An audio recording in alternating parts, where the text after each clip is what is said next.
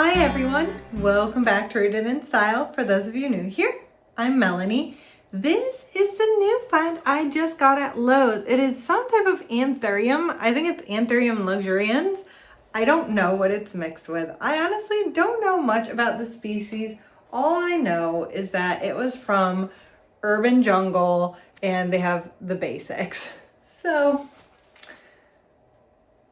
if you guys know what type of Anthurium this is, let me know down in the comments. But I was really excited to see this because I really like luxurians. I just haven't gotten around to buying one.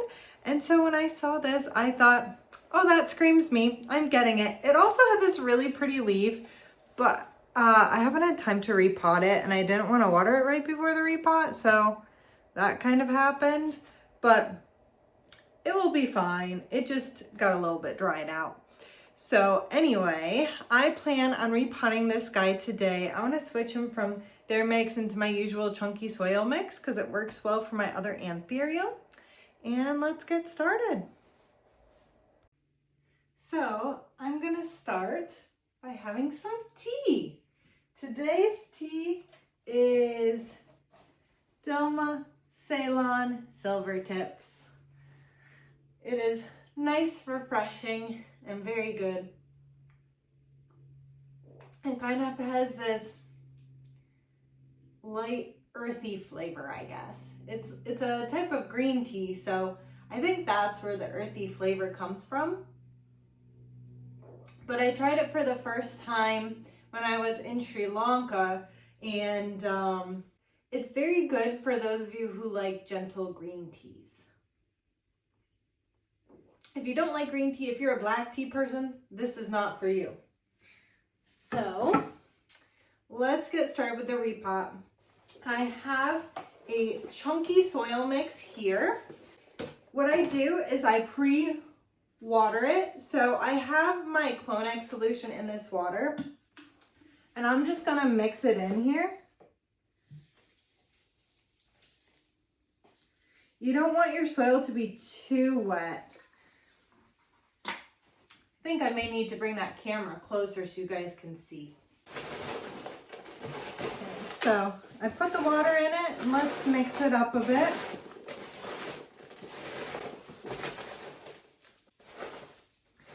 So the reason I like to pre-water my soil is because number one, there is a lot of dust, but number two, it's sometimes hard to figure out how much to water your plant after you repot it. There have been so many times where I repot my plants and I water them and it's either too little and they dry out or too much and the plant just doesn't do well. In fact, I will show you a plant that got stem rot after I repotted it because the watering did not work for it. You can get something called stem rot. Let me show you what stem rot is. This plant has stem rot. Watch this. See how I squish this? I squish it almost halfway and listen. Do you hear that popping open?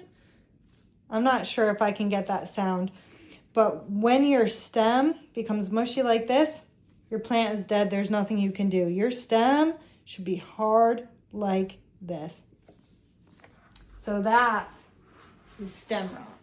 So now coming back to this, my soil is fairly moist. You don't want it to be soaking wet where when you crush it, it leaks water, but you want it to feel moist at the same time. That should be good. So now I want to remove this plant, these plants I should say, because there's a few in here, from the soil mix that they're in. So don't mind me, I have a Halloween plant for that. I'm not obsessed with Halloween or anything, it just happens to be what I've got.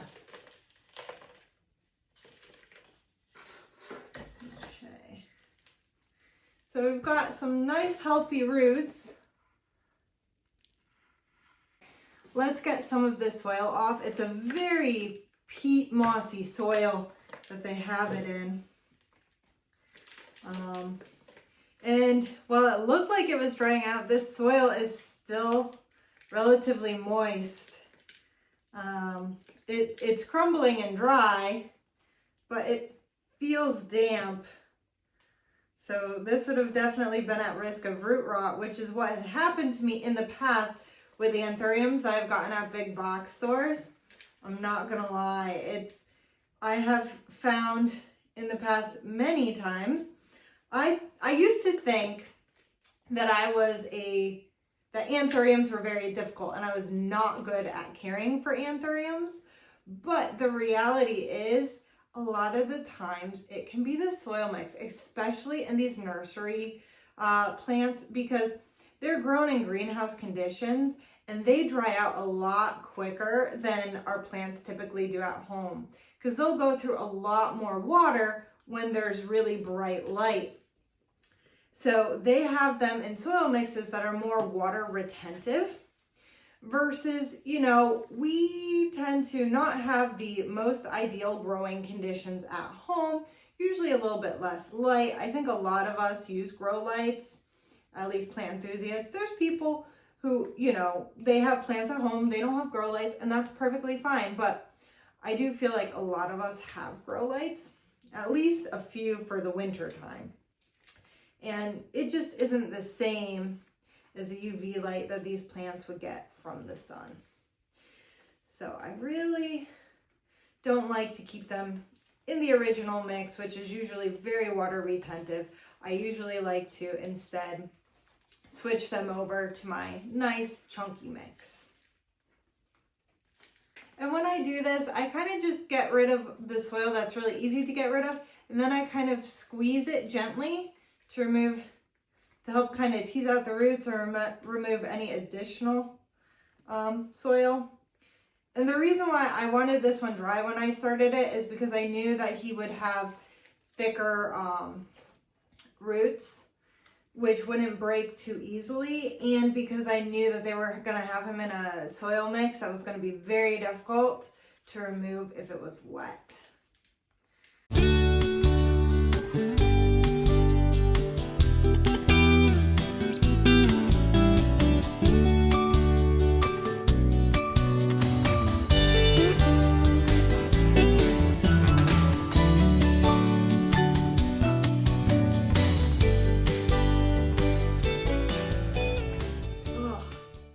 I think he was grown in one of those plugs, which ultimately will kill your plant. Oh, you can tell if it's a plug because it's a really dense kind of soil mix right at the root base that is really impossible to pull apart, for lack of a better term. But it's usually right at the base of the roots, because what they do is they put the seed in that to grow it. I don't know the full reasoning why. I just know that anthuriums are very likely to have these, but I do know that they will ultimately choke the main roots on your plant because it's like right where the roots come out of the plant. And they are a pain in the butt to get rid of, especially when you have such a robust root system. I believe Sheffield Plants, the YouTuber, he did a video about how all of his anthuriums used to die when he brought him home, and he figured out why, and it was related to that root, the plug. Okay, I actually think I got rid of that plug. Okay, I removed most of the soil, so now I'm gonna rinse off the roots to try to get rid of anything that may be fungus gnat contaminated, so that then we can start the repot. So I washed all the roots in the sink, got as much of the soil off as I can, and while it was already being rinsed at the sink, I went ahead and I washed off all of the leaves. I had thoroughly inspected the plant before I bought it to make sure there was no pests, but just in case there was, I made sure to give it a nice, deep, thorough clean. And when I'm done, I'm gonna spray it with a little bit of neem oil mix to just help further get rid of pests. And if I can still see kind of the sulfur, that's why the leaves looked a little bit dirty. If I can still see the sulfur, then what I may do is take a lemon, squeeze half of the lemon into like a cup this size or larger of water, and then use that to clean off the leaves. That gets rid of the kind of like the white powdery film that you can get on the leaves that you buy from the growers, which is the sulfur. Although you may not want to remove that because that in itself is a little bit of a pesticide. But the slight acidity from the lemon also acts as an insecticide, and it shines the leaves really well. And then the neem oil prevents any pests. I have not done the neem oil plus the lemon, so maybe don't do that unless you know it's already safe. I would do one or the other. And I personally will probably just do the neem oil. So, this guy now looks like this. So really robust root system. And this was the pot he was in. So you could tell that he was really, really set into that pot. I think that what I'm gonna do is I'm actually gonna switch him to this one. It's a little bit deeper. It will give his roots some more room to grow.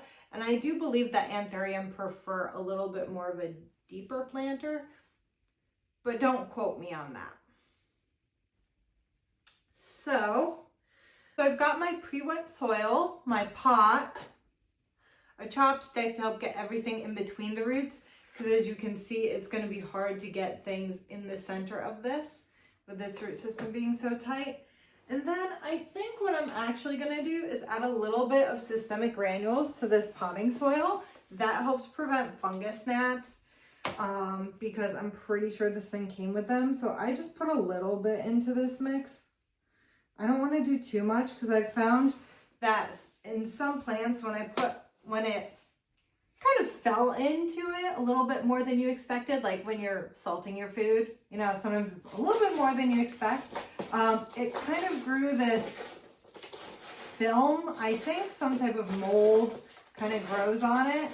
I tried to look it up. I didn't see that it was acidic or anything, but I would imagine that it could change the pH of your soil and promote mold growth. So I just did a little bit of systemic granules. It's probably not enough. I may do just a little bit more. Since I'm mixing it in, it's probably less likely to form that film, because that film happened when I kind of just put it on top afterwards and tried to mix it into the soil. But I'm going to be putting this into a clear plastic container so we'll be able to see. So that looks pretty mixed in. You can also mix in mosquito bits, but they make the soil slightly alkalotic. And I believe the Anthurium like it to be slightly acidic, if anything. And I don't have any charcoal to add to my mix to help acidify it. So let's get some soil into this planter. You always want to have a little bit of soil in the bottom before you put in your plant.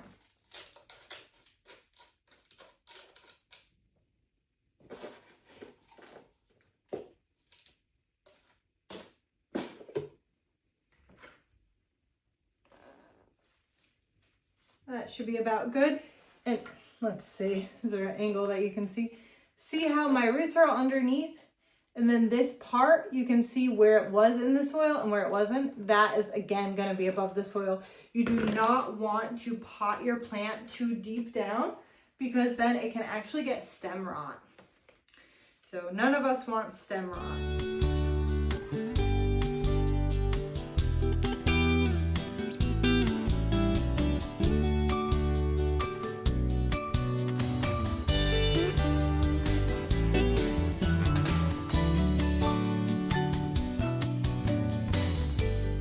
So here's why I have the chopstick. So looking at it superficially, it looks good, right? But you can actually see there is a little bit of an air pocket here, so you can see through to all those roots. And I guarantee you that in the middle of this, where the densest part of the plant is, that there's some air pockets there. So what I do is I take this and I just go like this. And I'll show you how much the soil dips. Look, it already dipped to there, full finger's width. And at the beginning, it was all the way to the top. So this shows you the importance of making sure that your soil is compact. Now, some people will press the soil down, and that's probably okay when the system has this big of roots, but it can cause the soil to get a little bit too compact. And then when the soil is too compact, the air can't get to the roots. And your plant without air will suffocate, just like how you would suffocate.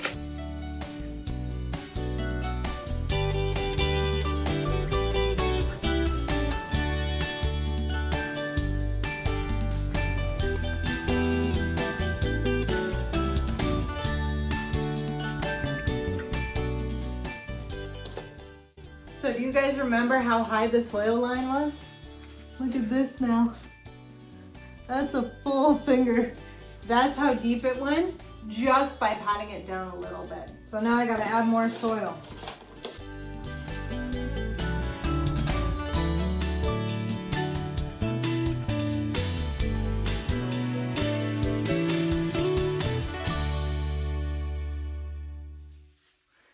So I miraculously had just the right amount of soil, so you can see that that's where the end is. But if you can see, I know it's not so easy to see, that's right where my, I think they're called petioles start. So the soil line is as high as I really want it to be for this plant. And it looks pretty darn good. It's in a clear plastic pot or planter, so I'll be able to see how the roots do. And I didn't use rooting powder simply because I had watered the mix with my Clonex solution, so it already has a little bit of extra rooting stuff. That is it for the repot. Now I just need to find a planter for it because I don't think it's gonna go in its old planter anymore. Let's see. It's gonna be way too tall. So this is not the best look. I'll have to figure out a better solution, but it's not the end of the world for now if I just feel like keeping it like that. Anyway, that concludes our repotting of this Anthurium of some type. Let me know down in the comments if you know what type it is. And also let me know in the comments if you guys bought this plant at your local big box store, because I'm curious how readily available they were. But I will be giving you guys updates on how my plant is doing since I've got it in this clear container. And until next time, happy planting and stay rooted in style.